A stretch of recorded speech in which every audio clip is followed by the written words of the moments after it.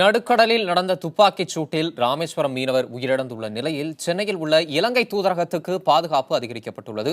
அது குறித்த கூடுதல் தகவல்களை வழங்குகிறார் நமது செய்தியாளர் சுப்பிரமணியன்.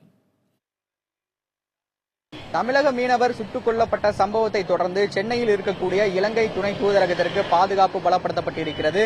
கீழ்ப்பாக்கம் துணை ஆணையர் பர்வேஷ்குமார் தலைமையில் பாதுகாப்பு ஏற்பாடுகள் செய்யப்பட்டிருக்கிறது. தமிழ் அமைப்புகள் இதை கண்டித்து முற்றுகையிடக்கூடிய சம்பவங்கள் நிகழ வாய்ப்பு இருப்பதாக தகவல்கள் வெளியாகி இருக்கிறது. எனவே அதன் அடிப்படையில் பாதுகாப்பு பலப்படுத்தப்பட்டிருக்கிறது. 2 நுழைவாயில்களிலும் பாதுகாப்பு ஏற்பாடுகள் செய்யப்பட்டிருக்கிறது. ரோந்து பணி தீவிரப்படுத்தப்பட்டிருக்கிறது என்று காவல்துறை தரப்பில் தெரிவிக்கப்பட்டிருக்கிறது. அதே போல எழும்பூரில் இருக்கக்கூடிய புத்த மடத்திற்கும் துப்பாக்கி ஏந்திய போலீஸ் பாதுகாப்பு போடப்பட்டிருக்கிறது.